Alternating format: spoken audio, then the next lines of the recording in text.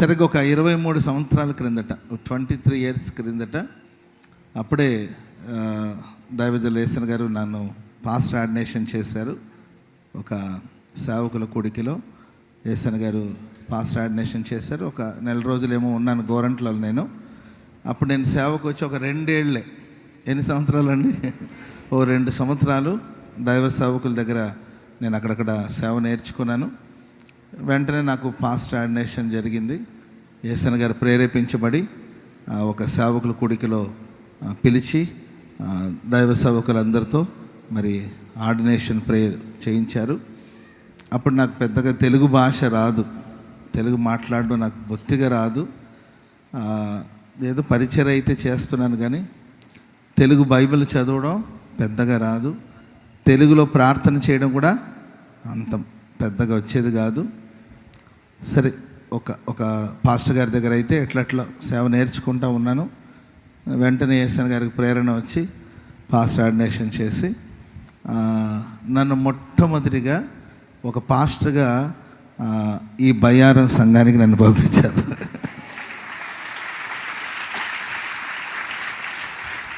Okay, ఇప్పుడు చెప్పాలి మీరు, ఇప్పుడు చప్పట్లు కొడతారు లేదో తర్వాత తెలుస్తుంది. ఇక్కడ నేను సేవ చేసింది ఒకే ఒక రోజు అనమాట. ఎన్ని రోజు అండి? ఒకే రోజు కూడా కాదు, ఒక్క పూట అనుకుంటాను. నేను తమ్ముడు యాకోబు నాకు సహాయానికి, లేకపోతే మేమిద్దరు కలిసి మమ్మల్ని ఇక్కడికి పంపించారు. తమ్ముడు యాకోబు, నేను ఇద్దరు కలిసి ఇప్పుడు ప్రార్థన చేశారు కదండి నా వర్తమానానికి ముందు. తమ్ముడు యాకోబు పాస్టర్ గారు ఇప్పుడు విశాఖపట్నంలో సెంటర్ పాస్టర్గా ఉంటున్నాడు. తమ్ముడిని నన్ను ఇద్దరిని పంపించారు ఇక్కడ. అప్పటికి చిన్న పూరి గుడిసె ఉండేది ఇక్కడ. ఆ గుడిసెలో చిన్న పూరి చర్చ్ అనమాట, అది తాటాకులతో చేసిన ప్రార్థన మందిరం. అప్పటికి ఇక్కడ ఒక దైవ సేవకుడు కుటుంబంతో ఉండి సేవ చేస్తుండేవారు. అన్న పేరు లాజర్ అని అనుకుంటాను. అన్న తన కుటుంబంతో సేవ చేస్తూ ఉన్నారు. సేవ చేస్తూ ఉంటే మేమిద్దరు బ్యాచిలర్స్ కదండి, చిన్న కుర్రోళ్ళు. అప్పుడు మా వయసు కూడా ఒక 20 సంవత్సరాలు ఉంటుందేమో నాకు. యాకోబుకి ఒక 18-17 సంవత్సరాలు ఉంటుందేమో, తను చిన్నోడు. మేమిద్దరు కలిసి ఇక్కడ సేవకు వచ్చాం. అప్పుడు ఇక్కడున్న ఆడవాళ్ళందరూ పోగైపోయి, అయ్యా మీరు కుర్రోళ్ళు ఉండి ఇక్కడ సేవ చేస్తే మా ఇళ్లలో మమ్మల్ని ప్రార్థనకు పంపిస్తారా, కాబట్టి మీరు ఇక్కడ ఏం సేవ చేస్తారయ్యా, మీరు మగపిల్లలు మీరు ఇక్కడ సేవ చేస్తుంటే మా ఇళ్లలో ఆ కుర్రోళ్ళు ఉన్న చోటుకి మీరు ఏమి వెళ్తారని మమ్మల్ని చర్చిలకి పంపిరని ఇక్కడ ఉన్న ఆడవాళ్ళందరూ పోగయ్యారు. వాళ్ళు పోగవడం ఏంటో కానీ మాకు పెద్దగా అనుభవం లేదు కదండి. ఇక మేమే వెళ్ళిపోవాలని రెడీగా ఉన్నాం.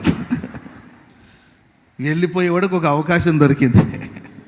అప్పటికే పాస్టర్ గారు, ఇక్కడ ఉన్న పాస్టర్ గారు చెప్పాడు, నాన్న వాళ్ళు అంతే అంటారులే, మీరు ఆగండి మేము వస్తాము. పాస్టర్ గారు ఎక్కడో మీటింగ్కి వెళ్ళినట్టున్నారు. పాస్టర్ అమ్మ గారు ఇక్కడ ఉండేవాళ్ళు, ఆయన ఆల్రెడీ కబురు పెట్టారు, ఆగండి వచ్చి మేము వాళ్ళందరికీ నచ్చ చెప్తామని. వాళ్ళు ఏదో చెప్తున్నారు కానండి, మాకు అసలు ఉండాలని లేదు. ఎందుకంటే మాకేం ఒకటి తెలిస్తే ఒకటి తెలియదు అనమాట. మనం ఏం సేవ చేస్తామనే భయంతో ఒక దైవ సేవకుని చాటున బ్రతకడం, ఒక దైవ సేవకుని చాటున సేవ చేయడం వేరు. సొంతంగా మేమే సంఘాన్ని నడిపించారంటే అంత శక్తి కానీ, అంత తెలివి కానీ, అంత జ్ఞానం లేదు. ఇక వాళ్ళు ఎప్పుడైతే వద్దన్నారో నిమిషాల మీద రోడ్డు మీద ఉన్నాం.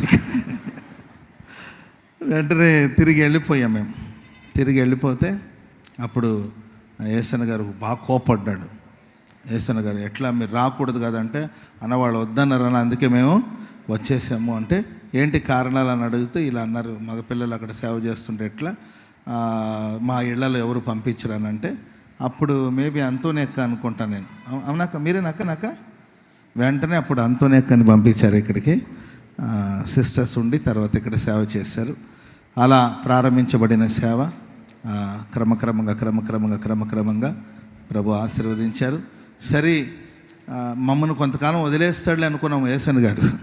అంటే మాకేం రాదనమాట, నాకు ప్రసంగం చేయడం రాదు, వాక్యం చెప్పడం రాదు. పాటలు అంటారా కొద్ది గొప్ప పాడేవాళ్ళం కానీ ప్రసంగం చేయడం రాదు, మాట్లాడడం చేత కాదు. అప్పుడు వెళ్ళేసరికి యేసన్ గారు ఉండి, సర్లేరా మీరు గొప్ప ఏంటో మరి దైవజనులు అంత ప్రేమించేవాడు మమ్మల్ని అసలు. సర్లే కానీ బయ్యారం వాళ్ళు వద్దంటే ఏమైందిలే కానీ నీవు యాకోబు ఇద్దరు కలిసి మార్కాపురం పొమ్మని ఎంతకన్నా పెద్ద సంఘం అది. అక్కడికి పంపించారండి. ఏదో సామెత అంటారు కదండి, పొయ్యిలో నుండి పెనం మీద నుండి తీసి పొయ్యిలో వేసినట్టుందని. అసలు నాకు ఏమీ తెలీదు సేవలో, అసలు ఏదో సేవ నేర్చుకోవడానికి వచ్చాం. వెంటనే మార్కాపురం పంపిస్తే అది పెద్ద సంఘం. అక్కడ ప్రతిరోజు ఎక్కడో ఒక చోట కూటం. నాకేం భాష రాదు, మాట్లాడడం రాదు. మీరు నమ్మండి నమ్మకపోండి, బాగా బైబిల్ చదివితే ప్రసంగాలు చేయొచ్చు అనుకొని నేను అర్ధరాత్రి వరకు లేవియాకాండం చదివేవాడిని. లేవియాకాండం అంటే ఏం చదవాలో కూడా తెలియని రోజులు అవి. Praise the lord. నేను ఒక్కొక్కసారి అనుకుంటాను, నన్నేనా దేవుడు ఇలా మార్చాడు, దేవుడు నన్నేనా ఇలా మార్చాడు అని కొన్నిసారి నిజంగా నేను ఆలోచిస్తూ ఉంటాను.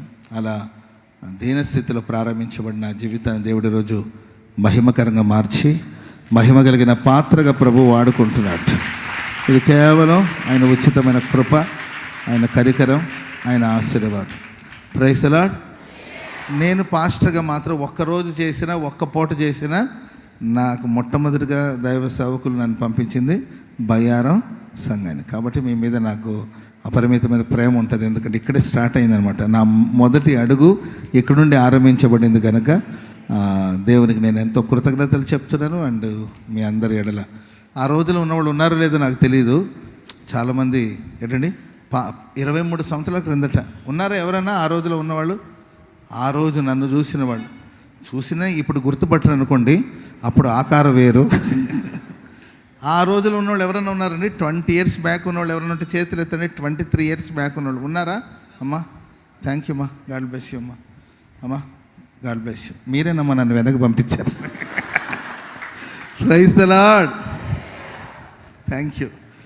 ఆమె ఎన్నో పాఠాలు, ఎన్నో అనుభవాలు మర్చిపోలేమండి. అసలు మా జీవితంలో ప్రభు ఎన్నో గొప్ప కార్యాలు చేశారు. సో అలా ఆరంభించబడిన ఈ సేవ క్రమక్రమంగా దేవుడు ఆశీర్వదించి చాలామంది దైవ సేవకులు ఇక్కడ సేవ చేశారు. మరి ప్రస్తుతం తమ్ముడు ప్రభు కిరణ్ చక్కగా ఈ మందిరం అంతా నిర్మించి ఈ విధంగా ఈ కార్యాలన్నీ కూడా ప్రభు జరిగిస్తున్నారు. అందును బట్టి మనం 2 చేతులెత్తి దేవునికి కృతజ్ఞతాస్తుతులు చెల్లిద్దామా? స్తోత్ర స్తోత్ర స్తోత్ర స్తోత్ర స్తోత్ర స్తోత్ర స్తోత్రం స్తోత్రం స్తోత్రం స్తోత్రం స్తోత్రం. ఆమేన్. విత్తనాలు చూసినప్పుడు ఎవరికి అర్థం కాదు, ఏ విత్తనాల్లో ఏ మహావృక్షం దాగి ఉందో ఎవరికి తెలియదండి. సో కాబట్టి మీరు ఈరోజు సాధారణంగానే కనిపించవచ్చు, ఏమో మీలో దేవుడు ఏ మహావృక్షాన్ని దాచి ఉంచాడో తెలీదు. కనుక విత్తనాలు చూసి మనం అంచనా వేయకూడదు.